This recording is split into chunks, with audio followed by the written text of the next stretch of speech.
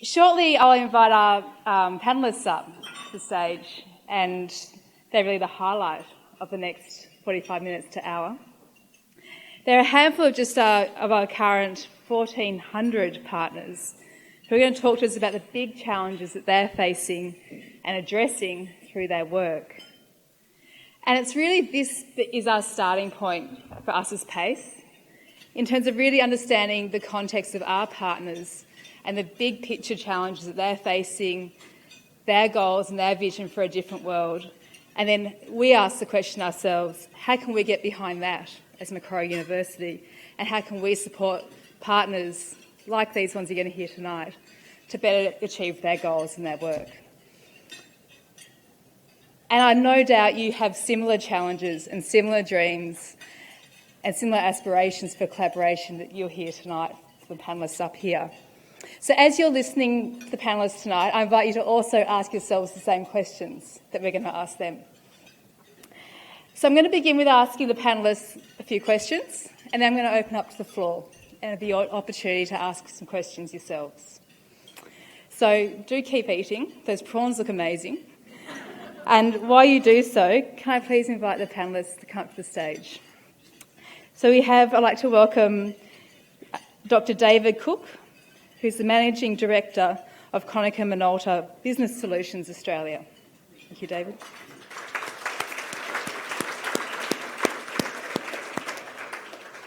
Pick your seat. Konica Minolta is a Sydney-based partner of PACE and Macquarie more broadly.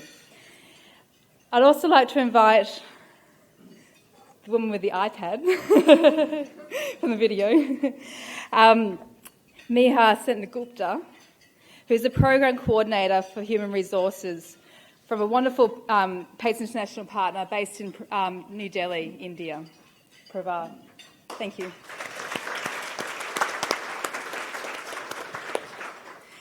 We also have the Deputy Director of Baha Tulian, based in the Philippines, Kath Scary. Baha Tulian has been a long-standing partner of PACE International, probably one of the oldest partners that we've had, and it's a pleasure to have you here tonight.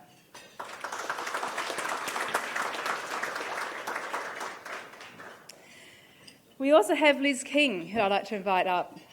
Liz is a fifth-year arts law student here at Macquarie University and has recently completed a PACE placement with Pacos Trust in Borneo.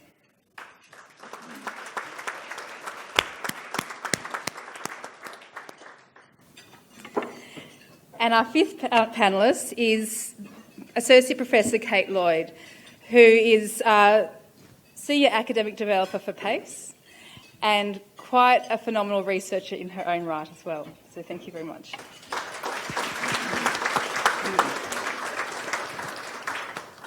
Okay, cool. Well, let's have some fun. Are your microphones working? Yeah. Great. No. So, as we've heard from Lindy and Alison, Macquarie University's research, learning and teaching is really focused on tackling some of the big issues in society.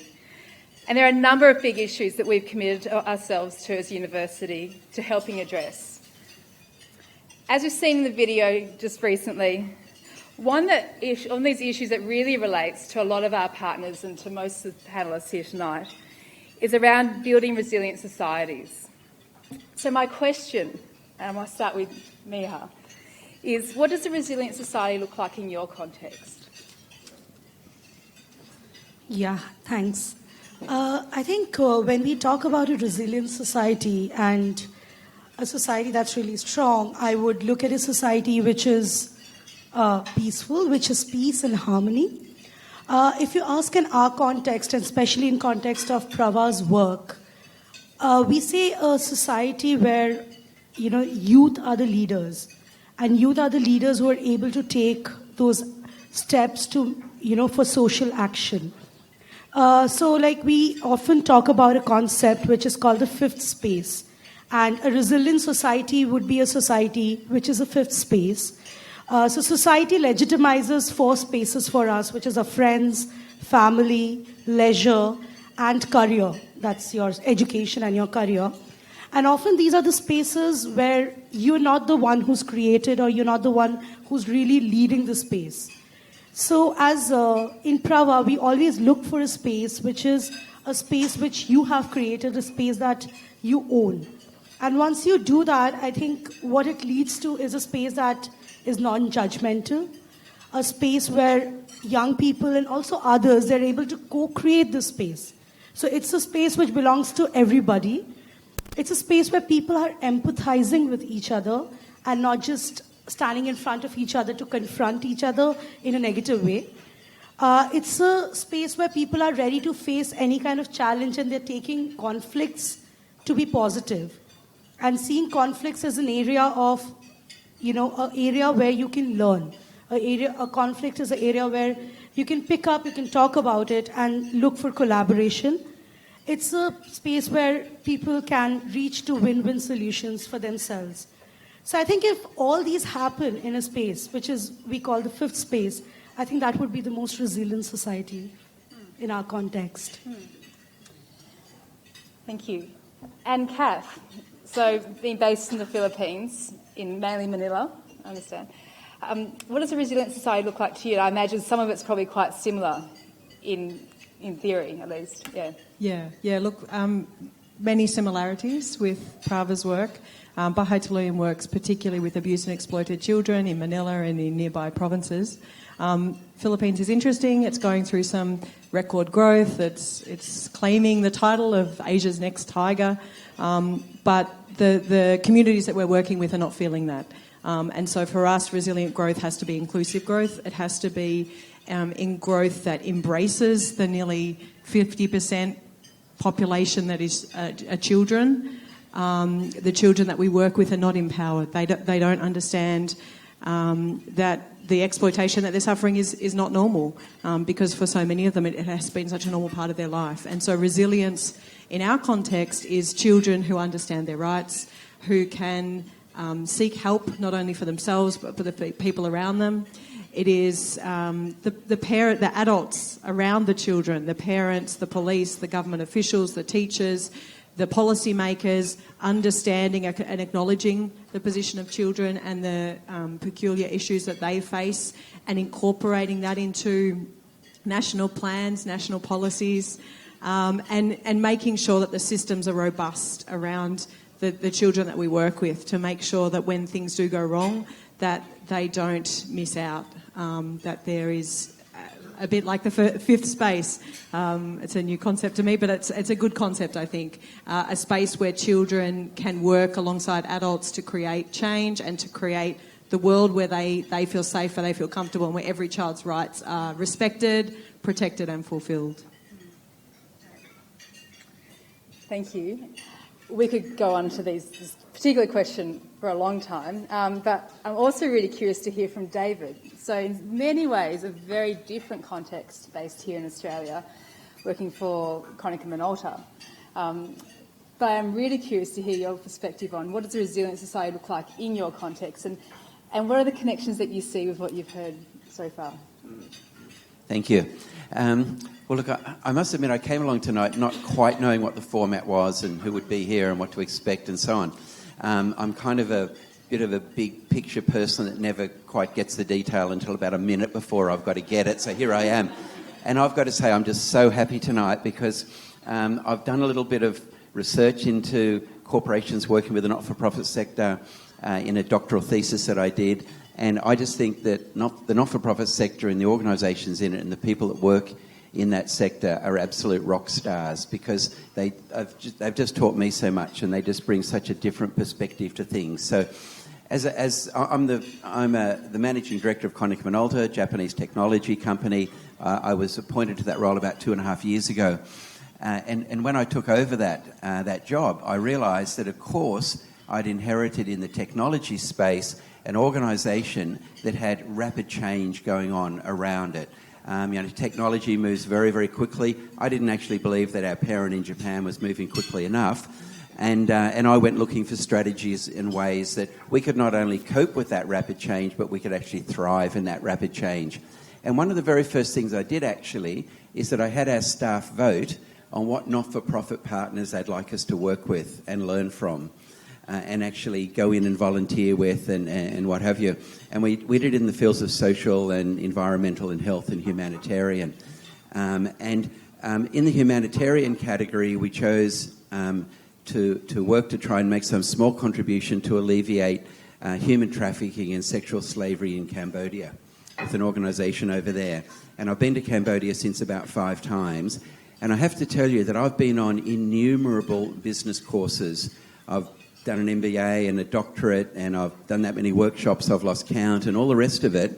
Nothing has taught me more about life or more about resilience and more about coping and more about thriving in an environment of adversity than meeting young women as young as 4 years of age who've been trafficked into that horrible life and then rescued. Meeting them, and how do you smile? How do you smile to a male, a foreign male, when that has been your life for a number of years? And so for me, resilience in the business world is all about thriving amidst change, thriving amidst times of adversity, learning from it and applying it. But I don't believe that we've been able to do it on our own as a corporation, and I don't think the corporate world can do it on its own.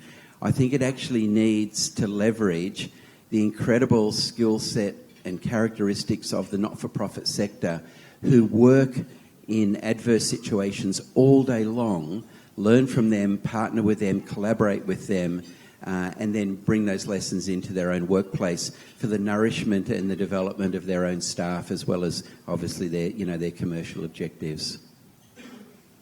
Thank you. So, over the weekend, we heard that the Nobel Peace Prize will be awarded to the National Dialogue Quartet in Tunisia. You want to hear about this? It's a really fascinating group of people. It's a collaboration of 4 organisations in Tunisia who formed shortly after the Arab Spring. And they're credited with ensuring that the country didn't descend into civil war in the wake of the Arab Spring. And they're one of the success stories of the Arab Spring in many respects. And they did this by creating dialogue across groups and institutions in the country.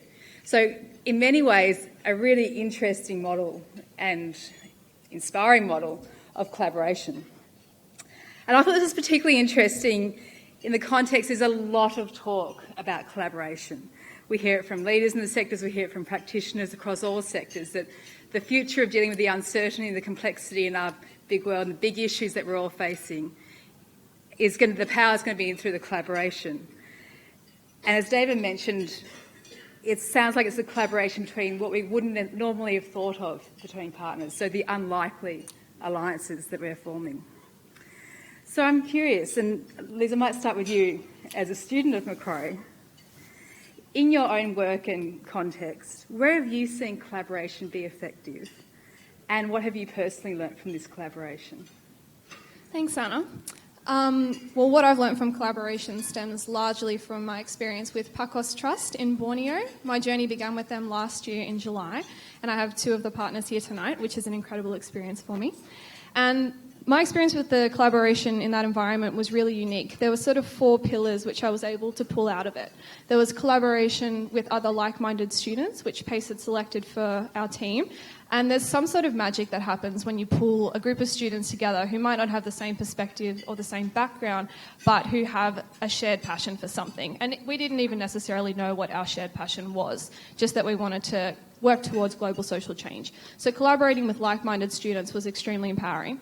Then there was collaboration with PACE, who were really incredible. I don't think many of us would have had the courage to go and do something like the project work that we did if we didn't have someone like PACE supporting us and helping us make those really crucial connections. So collaborating with PACE really helped us get into a mindset where we could go over, and rather than guns blazing, we're law students, we know what to do, it was more about listening and learning, and that was really one of the highlights, learning rather than just sort of taking over or competing like we're taught in law school. There was also collaboration with the partner, Pacos Trust, and the staff there who do the most incredible work.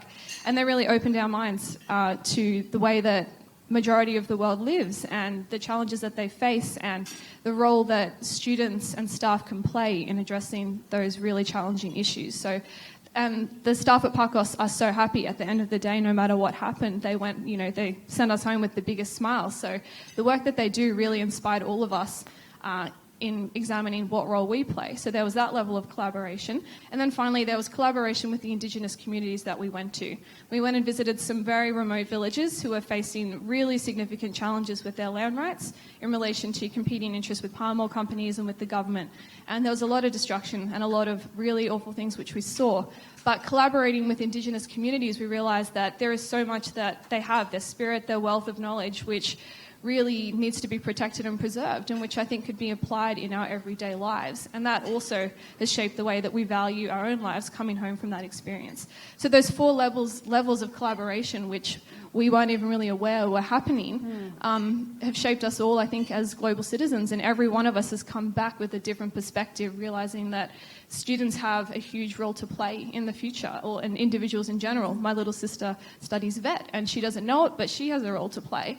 And I think it's incredible that PACE and the partners facilitate this kind of discussion. So what I've learned is that it's incredibly empowering as an individual, but also for everybody who is involved. For the partners, I think they really benefit from having the students there and from teaching us how we can make a difference, and obviously us using our skills.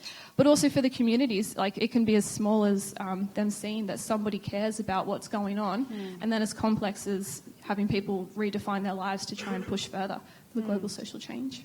Interesting. I look forward to hearing what your sister says in a few years' time as well. We'll see. David, I invite you to expand a bit either on the example you're starting to talk about, or, looking at what does collaboration look like in the context of Konica Minolta. I'm really curious around perhaps one of those unlikely collaborations that people wouldn't necessarily expect to hear from in Konica Minolta. Okay. Well, I don't think collaboration is a choice anymore or an option as a business strategy or whatever. I think if you're not collaborating, you're going to be left behind big time and you'll just fall away, because if you don't collaborate, what you're really saying is we know it all, or within our organisation, within these 4 walls, we can collectively pull together all the knowledge that we need, and that's absolute rubbish, and you will fall away. So collaboration has some degree of humility and some degree of pride. The humility is we need to go out and talk to people that know more than us, and the pride is we think we have something to contribute as well.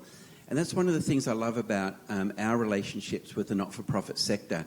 And I'd just like to tell you really quickly 2 stories that I think make this really, really concrete. And one of them is a Westpac story. And when I was doing my research, I went to Westpac and I interviewed people that were involved in the community engagement part of the company and the foundation and so on.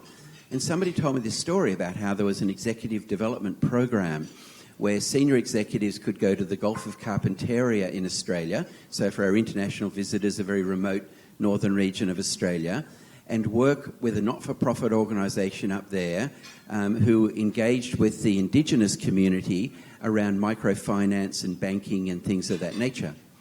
And then the person stopped talking to me and they looked up and they looked over this big open plan area of a couple of hundred people sitting at their workstations. And I said, what are you looking for?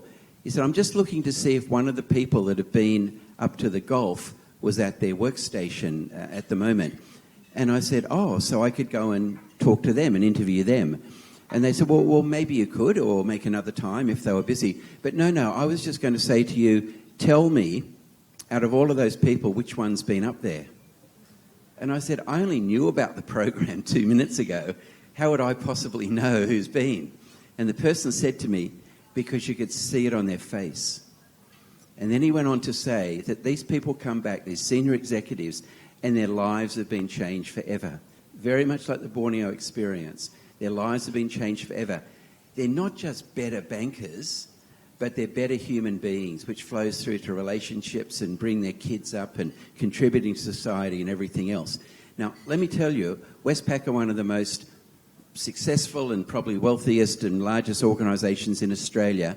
They can do anything they like inside those 4 walls in terms of training courses and what have you to develop those executives, and it won't amount to that much compared to collaborating with a not-for-profit organisation, and in particular, this case, in a remote region, and that individual's life is transformed. It's very powerful. Second really quick story. When I became the managing director, I invited everybody in the company that had been there for 25 years or more to come to a dinner in Sydney. So they all flew in and so on. And at the end of that dinner in a public restaurant, one man said, "Could I please say something?" He stood up, and I'm guessing is a very quiet man, one of our field service engineers that they go out and fix things, and they're more attuned probably to technology maybe than public speaking. And he just said to me, he said to the table, and everybody in the restaurant could hear, he said, "Of course I've worked here for 25 years, that's why I'm invited at the dinner." And he said, "For 25 years I never told anybody where I worked. I just didn't see the relevance. I turned up, did a good job, got paid fairly, went home, supported my family for 25 years. Now, during that 25 years, I bet you we did stuff, like sent him on courses and tried to, motivate him and all this kind of stuff. But he said, I didn't see it as relevant. He said, now I tell everybody I meet that I work for Konica Minolta. And the reason I do, I choke up when I tell this story. He said, the reason I do is that I feel so proud to work for an organisation that would actually care about young women in Cambodia who've been trafficked into a life of sexual slavery. Now, we could do anything we liked to try and make that man more loyal to the company and feel more goodwill and proud and be an advocate for our company. In fact, we probably did for 25 years, relatively unsuccessfully. We started to just help we started to partner with a not-for-profit organisation, collaborate with them, learn from them, support them, and that nourished the staff within Konica Minolta to the point where one man who'd never even told anybody where he worked stood up in a public restaurant and said, "I'm so proud of this company." We can't do that stuff on our own. Companies aren't smart enough and they don't have the skill sets and the characteristics to do it. It's these organisations that have those qualities. And that's where collaboration for us has been so powerful. And it's actually all about finding kind of the opposite on the spectrum. We're for profit, they're for purpose. We're different, and it's the magic happens at the intersection point of the differences. Thank you.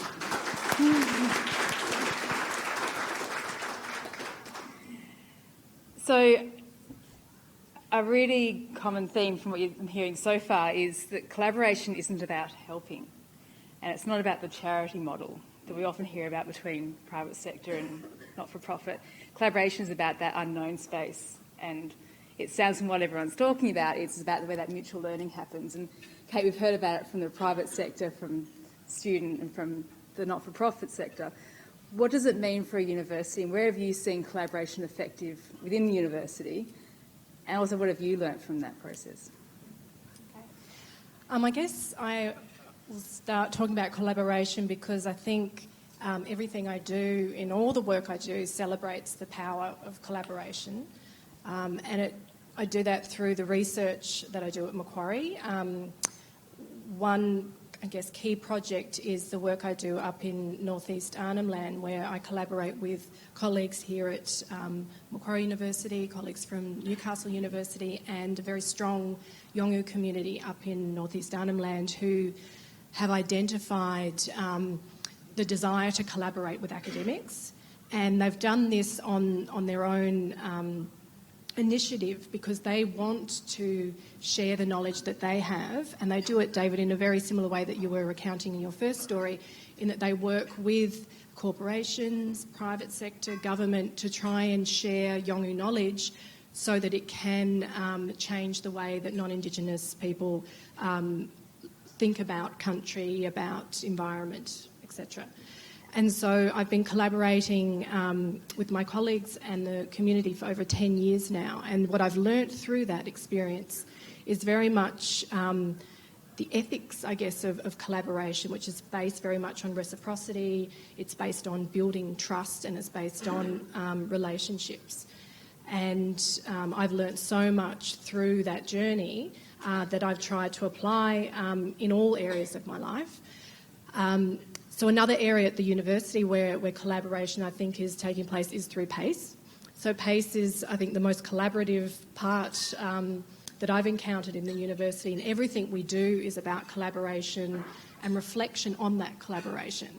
And so I'm really fortunate and inspired by the people I work with, from those who I teach with, those who I create curriculum with, those who I work day to day, solving the many problems that we encounter in trying to develop PACE. And we all collaborate and see that as, I guess, the very essence of what we do. And I think also the value of collaboration is recognised beyond the university.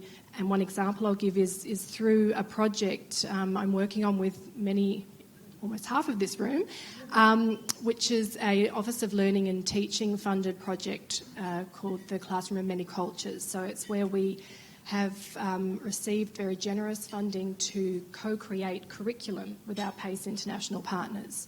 And I think there's nothing that speaks more to the value of global social change than to support this project, where we're working together over the next 2 days with many of the PACE international partners here, many of the PACE staff, academics from the university, to work together and imagine what a curriculum can look like together. We're doing this with students, so Liz is participating with us as well, and many other of our students. So that type of collaboration, I think, really pushes the boundaries. It's exciting, it's challenging, and I think it's a place where universities can really make a contribution to collaboration. Thanks, Kate.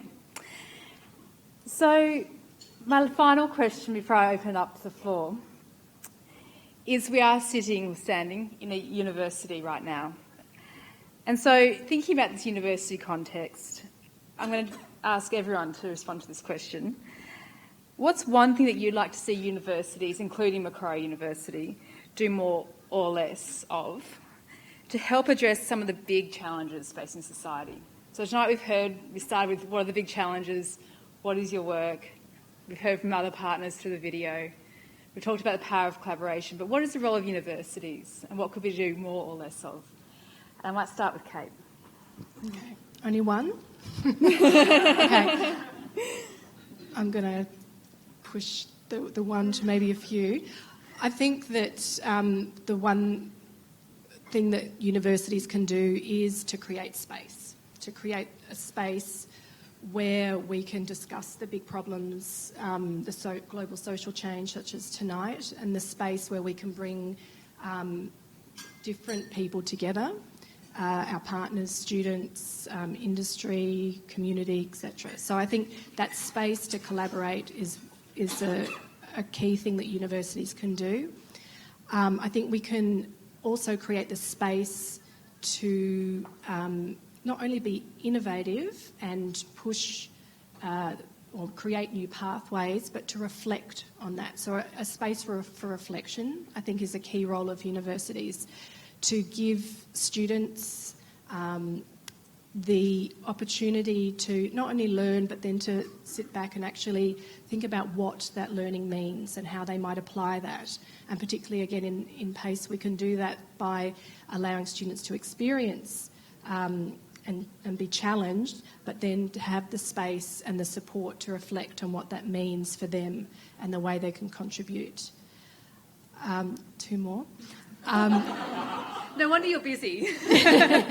I think universities can really contribute, again, to creating space where we challenge the way in which collaborations like this can consolidate and make outputs. So I think traditionally we have a very, narrow view of what outputs can be. And I think through PACE, through the way in which we collaborate, the work I'm doing with the Indigenous communities, those outputs really push the boundaries. And I think universities, and Macquarie in particular, has the opportunity to push those boundaries and really look at the way in which outputs can be valued, different outputs can be valued. And finally, I think that what universities can do is to contribute, but then also to step back and to listen and to actually see what we can learn from nights like this and the opportunity to listen to each other and to actually ask how we might change as a result of that. Thank you for your huge shopping list for us all. Liz, what's one thing a university could do more or less of? Hard to follow. Mine is very much a student perspective. Coming back from a PACE international experience, you have the sensation that you've done something exceptional. It's really empowering and it's a fascinating experience and it's really one of a kind. But I found myself thinking, imagine if this was the norm rather than an exception in a university degree, and that every student, hopefully at every level, has the opportunity to engage in some kind of collaboration, be it with a local partner or an international partner. And I think the model that PACE International has come up with at Macquarie should be the model for universities to follow. It's got an incredible balance of going out and having your experience with the partners, but then coming back and spending a lot of time reflecting on what you've done and placing the work that you've achieved in the bigger picture of global social change. So I think it's a real amazing model that PACE International has come up with, and I think it's something which every university student should not, I don't want to say be required to, but have the opportunity to engage with. And most students wouldn't undertake something like this without the support of someone like PACE International. So I'd love to see it in every degree, at every level, some kind of opportunity for students to undertake. Thank you. Here's somebody wanting to tap that. Kat. I'm glad I'm in the middle and not at the end, because I think it's going to be a pretty tough act to follow. I think I really resonate with what these guys are saying. I was very privileged. I didn't go to Macquarie and there wasn't PACE around when I went to uni. But when I was at high school, I got the opportunity to go to the Philippines and spend 10 days there experiencing what life was like for people living in poverty. And that has changed my life. I've now been there for 12 years and on and off ever since that time. So I can really see the value of PACE in terms of changing people's lives. And I think if there's one thing that I think universities can and should do more of, and what we can see in terms of actually contributing in a really, really important way to the work that we're doing to try and change really, really big problems, is to create that sense of empathy, to develop in students the capacity to empathise with people who are in different situations. And I think this is such an important thing that universities have such a big role to play in terms of addressing so many of the issues that not only that we're facing and that the partners here are facing, but that Australia is facing. We can have all the knowledge in the world, we can have all the skills in the world, but if we don't empathise with the people who are in situations of hardship, people who are having their rights violated, people who are constantly oppressed, then it means nothing. And from that empathy comes so much passion, comes so much energy, and we've seen it over and over again. Over the last 6 years, we've been very privileged to have 91 students from Macquarie University come and work with us in the Philippines, Anna being one of them, a bit prior to that time. But seeing those people come back and in so many different fields, retaining that empathy, and it's so good to see business. You know, when you work in the non-profit field, you sometimes get a little bit jaded and start to feel that everybody in the profit world is bad. It's so good to know that they're not, and so good to see those little shining spots of empathy that can only be created deliberately or through really creating the space and the opportunity to connect with other people. And yes, I did do a placement with Bahatulian to complement my university degree, because we didn't have PACE, and it was extremely formative. So, and we keep bumping to each other ever since the last 10 years. Miha, so I know that Prevail, you work quite closely with a lot of universities in India. So you're quite experienced with thinking about the role of a university in addressing some big challenges in society. So what's the one thing you'd like to see universities do more or less of in that? So I think Kate actually covered a huge bucket list. So just adding on to that, I think the space that Kate you were talking about, I think that is what we call the fifth space. Often we've seen I've been working with young people for the last 7 years, and it's good that, they want to change the world, they want to bring about a lot of change, but somewhere I think each individual, each young person looks for what's in it for me. Why should I be doing it? So I think when we talk about, changing the world, I think also some bit of, for them to learn about their own selves. So, exploring their own selves, so working a little more deeper on their own selves. And when we talk about reflection, so we use a word called the reflection. So it's reflection and also acting on it. Because a lot of times we're reflecting and we're understanding, these are the things I can do better, these are the things I've learned, but what next? So also providing that space where, they can also act on it. I would really see universities, I'm sure Macquarie does a lot of it. I think the lens of youth-centric. So, we see youth as, there are 4 lenses we talk about. One is youth are our, consumers. So, they are the people who will consume goods. And a lot of advertisements and all are towards, how youth can become consumers. There is one that youth are our clients. They are the problems. Let's work with youth. Let's work on them. So these are the problems they have. Let's solve them. And, we have taken all the responsibility of solving all the problems that they have. Another lens is youth for development, which is, okay, young people are leaders of tomorrow, so let's, work with them so that they can change the world, they can become change agents. But I think an approach that Prava always believes in and advocates for is a youth-centric approach, where these young people are our partners. And they're not just change agents, or they're not just leaders for tomorrow, but to understand that they're leaders today. And giving them that space, letting them make those mistakes, and partnering with them, befriending them and telling them, okay, go ahead, develop yourself and then you can develop the society. So I think that's a very critical thing that I believe universities can play a big role in. So finally, David. No pressure. Yeah, no, it's not. I'm expecting big things. So in terms of the one thing that you think a university could do more of to address some of these big issues in society, we've heard a lot about what universities could be doing with students or through curriculum. And I invite you to either talk to that, but perhaps there are also other things. So what's the next horizon for universities in really tackling some of these big challenges in society? The next horizon, my goodness. I was asked recently by a PhD student about changes in the business world, and what do you think the biggest changes are going to be over the next 5 to 10 years? And this young gentleman was waiting for some pearls of wisdom to spill forth from the mouth of the CEO of this company. And I looked at him and I said, I haven't got the faintest idea. And I said, I know you're interviewing a lot of people, and if anybody tells you they know, scratch them off your list, because nobody's got a clue, to be honest.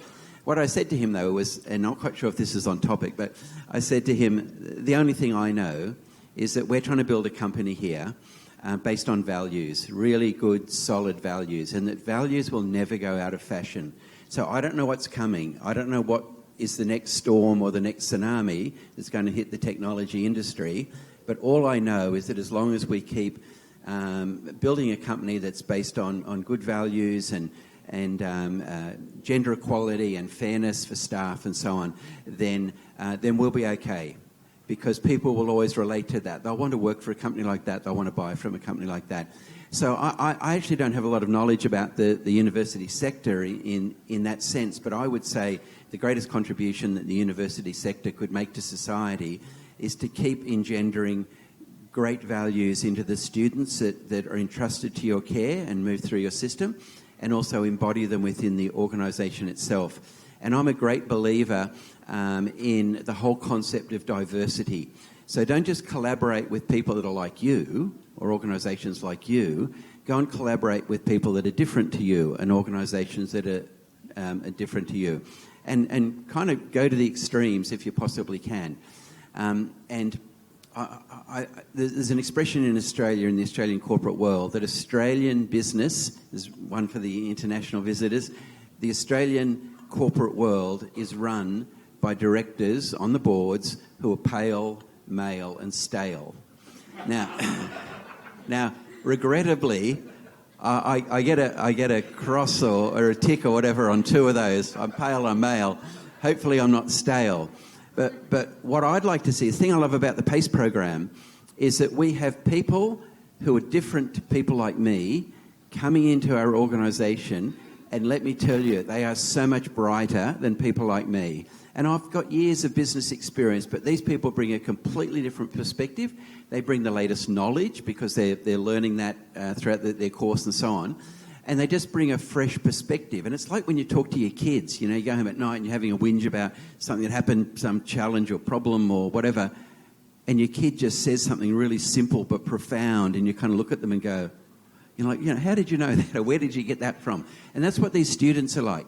They come into our environment. They're absolutely amazing. So one thing I'd like to suggest is that I think we kind of need to have a PACE squared program. So instead of just sending young kids into companies like Konica Minolta, you know, we teach them some stuff, they teach us some stuff. What about doing staff exchanges? I would be prepared to hand Konica Minolta over, pick a time, you know, got to be practical. I would let anybody that Macquarie University felt would be a suitable person, I would be happy for them to come and run Konica Minolta for a month. I would expect a job back here. I'd come over here and I would become a lecturer or whatever for a month. Now, if we did stuff like that, if we started to do staff exchange programs, the diversity, the different thinking would be absolutely phenomenal, I think. Now, the only thing I would say is that the first thought would probably be, oh, yeah, we could get the Dean of the Business School to go and run Konica Minolta. No, that's just too normal. That's too kind of vanilla. What we should do is get somebody from the School of Nursing or whatever to go and run Konica Minolta. That's when you'd really get some fresh approaches and some new vision on things. And I suppose you could put me into the School of Nursing. It could be a bit dangerous, but you know what I mean? I really love I love diversity and collaborating with opposites and different people, and I think it can be very, very powerful, and I think universities should do a lot more of it.